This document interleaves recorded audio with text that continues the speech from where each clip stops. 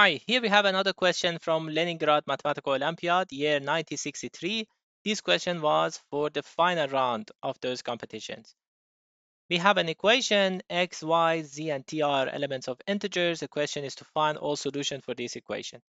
Maybe you spend 5 to 10 minutes, think about the answer, and after that come back and see the solution. Alright, so here we have the equation. Assume that this equation has a number of solutions. Among all those solutions, one of them, the absolute value of x is minimum. Take that solution and let's work with that solution. We call it xm. So xm power 4 minus 2y4 minus 4z4 minus 8t4 is equal to 0. We know that this one is an even number. This is also an even. This is also an even. That means xm has to be an even number. So I'm going to replace xm with 2 times xm1. Okay, we get to this equation. We can apply power 4, so this will be 16 xm1 power 4 is equal to this. We can simplify a 2. We end up with this equation. 8 xm1 power 4 is equal to y4 plus 2z4 plus 4t4. Okay. Again, we can say this is an even number. This is an even number. This is an even number. Therefore, y has to be an even number. So we replace y with 2 times y1. We get to this equation, we apply the power, this is 16 by 1 power 4. We simplify a 2 from both sides. We get to this equation. Same strategy, this time we conclude that z has to be an even number, so we replace it with 2z1. We apply the power, we simplify a 2.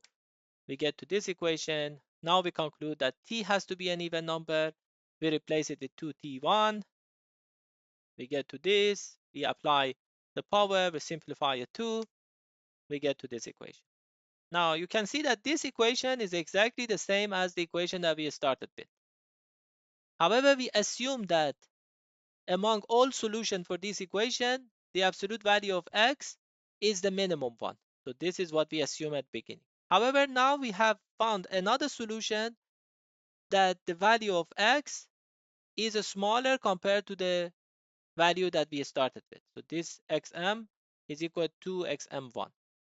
So obviously this is a contradiction because we can continue this process indefinitely. We can make the xm1 and then xm2 and then xm3 and so on. So every time these new solutions will be smaller than the previous solution. So the only solution that exists is that xm be equal to 0. If that one is equal to 0, obviously 2xm1 will also be equal to 0. So xm1 will also be 0. And same way for y1, z1, and t1. So in this case, basically, we construct another solution. And every time we show that this solution is smaller than previous solution, and we can repeat this process indefinitely. And because of this, we conclude that this is not possible. And therefore, the only solution is the trivial solution, which in this case will be x, y, z, and t is equal to 0, 0, 0, 0. All right, so let's see what we have learned. This method that we use is a very famous one, very powerful tool. It's called infinite descent method. So infinite descent method relies on the well ordering principle, which says every non-empty set of positive integers has a smallest element. So the method works based on contradiction. So you assume that we have a solution in positive integers, and then you construct another solution that is smaller than the previous solution. So you can show that this process can be repeated indefinitely, leading to endless sequence of descending positive integers, which is not possible. Eventually you get to the minimum value, but because you have already shown that this process can go further, you get a smaller value, which is not possible. All right, so this is the end of the video. See you next time. Bye.